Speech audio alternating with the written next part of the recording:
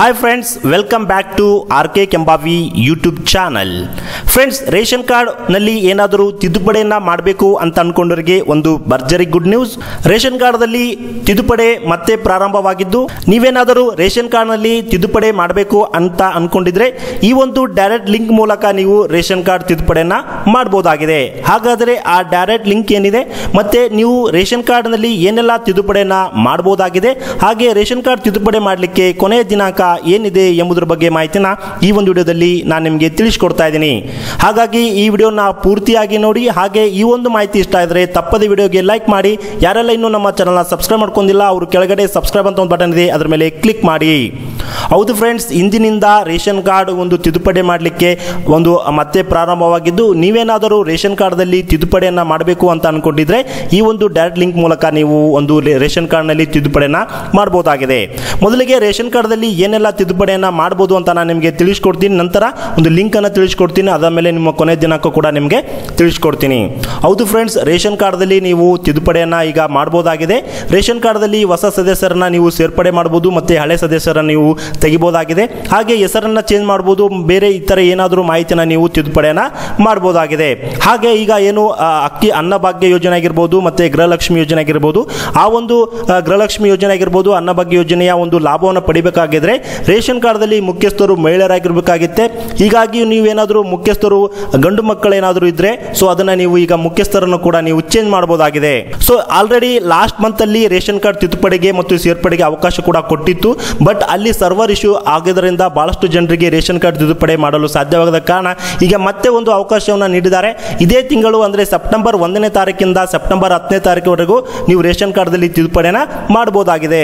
ಹೌದು ಫ್ರೆಂಡ್ಸ್, ನೀವು ration card ತಿದ್ದುಪಡಿ ಮಾಡಬಹುದು. ನೀವೆಲ್ಲ ಎಲ್ಲೆಲ್ಲಿ ಹೋಗಿ ರೇಷನ್ ಕಾರ್ಡ್ ತಿದ್ದುಪಡಿ ಮಾಡಬಹುದು ಅಂದ್ರೆ ನಿಮ್ಮ ಹತ್ತಿರದ ಆನ್ಲೈನ್ ಸೆಂಟರ್ಗಳು ಏನಿರ್ತವೆ, ಗ್ರಾಮವನ್ನ ಆಗಿರ್ಬೋದು, ಕರ್ನಾಟಕವನ್ನ ಆಗಿರ್ಬೋದು, ಬೆಂಗಳೂರನ್ನ ಆಗಿರ್ಬೋದು ಅಥವಾ CSC ಸೆಂಟರ್ಗಳಾಗಿರ್ಬೋದು, ಆ ಎಲ್ಲ ಆನ್ಲೈನ್ ಕೇಂದ್ರಗಳಿಗೆ ಹೋಗಿ ನೀವು ರೇಷನ್ ಕಾರ್ಡ್ ತಿದ್ದುಪಡಿ ಮಾಡಬಹುದು. ಅದಲ್ಲದೆ ನಿಮ್ಮ ಹತ್ತಿರದ ಒಂದು ನ್ಯಾಯಬೆಲೆ ಅಂಗಡಿಯಲ್ಲಿ ಕೂಡ ನೀವು ಹೋಗಿ ರೇಷನ್ ಕಾರ್ಡ್ ತಿದ್ದುಪಡಿಯನ್ನ ಮಾಡಬಹುದಾಗಿದೆ.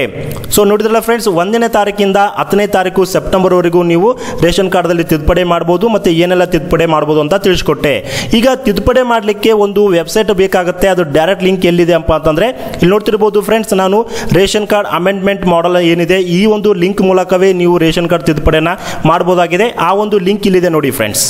ಈ ಒಂದು ಆಹಾರ ಕರ್ನಾಟಕ ಸರ್ಕಾರದ ರೇಷನ್ ಕಾರ್ಡ್ ಅಮೆಂಡ್ಮೆಂಟ್ ನ ಇದೇ ಲಿಂಕು. ಈ ಲಿಂಕ್ ಅನ್ನ ನೀವು ಕ್ಲಿಕ್ ಮಾಡ್ಕೊಂಡು ರೇಷನ್ ಕಾರ್ಡ್ದಲ್ಲಿ ತಿದ್ದುಪಡಿಯನ್ನು ಮಾಡಬಹುದಾಗಿದೆ. ನೋಡ್ತಿರಬಹುದು, ನಾನು ಲಿಂಕ್ ಕೂಡ ಇಲ್ಲಿ ನಿಮ್ಗೆ ತೋರಿಸ್ತಾ ಇದ್ದೀನಿ. ಆಹಾರ ಇಲಾಖೆದು ಲೈವ್ ಇದೆ, ನಿಮಗೆ ರಿಫ್ರೆಶ್ ಮಾಡಿ ಕೂಡ ತೋರಿಸ್ತಾ ಇದ್ದೀನಿ. ರೇಷನ್ ಕಾರ್ಡ್ ಅಮೆಂಡ್ಮೆಂಟ್ ಮಾಡಲ್ ಅಂತ ನಿಮ್ಮ ಯಾವ ಜಿಲ್ಲೆ ಬರುತ್ತೆ ಆ ಜಿಲ್ಲೆ ಲಿಂಕ್ ಮೇಲೆ ನೀವು ಕ್ಲಿಕ್ ಮಾಡ್ಕೊಂಡು ರೇಷನ್ ಕಾರ್ಡ್ದಲ್ಲಿ ನೀವು ಚೇಂಜಸ್ ಅಥವಾ ತಿದ್ದುಪಡಿಯನ್ನ ಮಾಡಬಹುದಾಗಿದೆ. ಸೊ ಫ್ರೆಂಡ್ಸ್, ಇದು ಸರ್ವರ್ ಇಶ್ಯೂ ಇರೋದ್ರಿಂದ ಅಥವಾ ಇದಕ್ಕೆ ಟೈಮಿಂಗ್ ಅಂತ ಫಿಕ್ಸ್ ಮಾಡಿರ್ತಾರೆ. ಸೊ ಟೈಮಿಂಗ್ ಒಂದು ಇದ್ದ ಕಾರಣ ತಾವು ಈ ಲಿಂಕ್ ಮೇಲೆ ಕ್ಲಿಕ್ ಮಾಡಿದಾಗ ಒಂದೊಂದು ಸಾರಿ ನಿಮಗೆ ಅದು ಲಿಂಕ್ ಓಪನ್ ಆಗದೆ ಇರಬಹುದು. ಹಾಗಾಗಿ ನೀವು ಬೇಜಾರಾಗಬೇಡಿ, ಲಿಂಕ್ ನೀವು ಇದ್ರ ಮೇಲೆ ಕ್ಲಿಕ್ ಮಾಡ್ತಾ ಇರಿ. ನಿಮಗೆ ಸಮಯ ಇದೆ, ಈ ಸಮಯದಿಂದನೇ ಆ ಲಿಂಕ್ ಓಪನ್ ಆಗುತ್ತೆ. ಆ ಸಮಯಕ್ಕೆ ಬಂದು ನೀವು ಲಿಂಕ್ ಮೇಲೆ ಕ್ಲಿಕ್ ಮಾಡ್ಕೊಂಡು ರೇಷನ್ ಕಾರ್ಡ್ದಲ್ಲಿ ತಿದ್ದುಪಡಿಯನ್ನ ಮಾಡಬಹುದಾಗಿದೆ. ಸೊ ಫ್ರೆಂಡ್ಸ್, ನಿಮ್ಮ ಯಾವ ಡಿಸ್ಟ್ರಿಕ್ಟ್ ಬರುತ್ತೆ ಆ ಡಿಸ್ಟ್ರಿಕ್ಟ್ ಮೇಲೆ ಕ್ಲಿಕ್ ಮಾಡಿದಾಗ ನಿಮಗೆ ಈ ರೀತಿಯಾಗಿ ಒಂದು ರೇಷನ್ ಕಾರ್ಡ್ ತಿದ್ದುಪಡಿ ಮಾಡಲಿಕ್ಕೆ ಒಂದು ಅಪ್ಲಿಕೇಶನ್ ಓಪನ್ ಆಗುತ್ತೆ. ಇಲ್ಲಿ ನಿಮಗೆ ರೇಷನ್ ಕಾರ್ಡ್ ಸಂಖ್ಯೆನ ಹಾಕೊಂಡು ಮುಂದಿನ ಆಪ್ಷನ್ ಮೇಲೆ ಕ್ಲಿಕ್ ಮಾಡ್ಕೋಬೇಕು.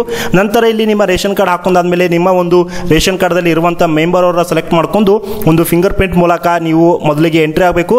ಅಲ್ಲಿ ನಿಮಗೆ ಏನೆಲ್ಲ ಒಂದು ರೇಷನ್ ಕಾರ್ಡ್ದಲ್ಲಿ ತಿದ್ದುಪಡಿ ಮಾಡಬೇಕು ಅಂತ ಆಪ್ಷನ್ ಬರುತ್ತೆ, ಅದನ್ನೆಲ್ಲ ತಿದ್ದುಪಡಿಯನ್ನ ನೀವು ಮಾಡಬಹುದಾಗಿದೆ ಫ್ರೆಂಡ್ಸ್. ಸೊ ಫ್ರೆಂಡ್ಸ್, ನೆನಪಿರಲಿ, ಈ ಒಂದು ಲಿಂಕು ಒಂದು ಸಮಯಕ್ಕೆ ತಕ್ಕಂಗೆ ವರ್ಕ್ ಆಗುತ್ತೆ. ಆ ಸಮಯಕ್ಕೆ ಬಂದು ನೀವು ಕ್ಲಿಕ್ ಮಾಡ್ಕೊಳ್ಳಿ. ಸೊ ಈ ಲಿಂಕ್ ಮೇಲೆ ಕ್ಲಿಕ್ ಮಾಡಿದಾಗ ಓಪನ್ ಆಗಲಿಲ್ಲ ಅಂದ್ರೆ ನೀವು ತಪ್ಪು ತಿಳ್ಕೊಬೇಡಿ. ಈ ಲಿಂಕಿಗೆ ಟೈಮಿಂಗ್ ಇರುತ್ತೆ, ಆ ಟೈಮಿಗೆ ಬಂದು ನೀವು ಲಿಂಕ್ ಅನ್ನ ಓಪನ್ ಮಾಡ್ಕೊಳ್ಳಿ ಫ್ರೆಂಡ್ಸ್. ಸೊ ಈ ಒಂದು ಮಾಹಿತಿ ನಿಮಗೆ ಇಷ್ಟ ಆಗಿದ್ರೆ ವಿಡಿಯೋಗೆ ಲೈಕ್ ಮಾಡಿ, ಹಾಗೆ ಎಲ್ಲರಿಗೂ ಶೇರ್ ಮಾಡಿ. Thank you.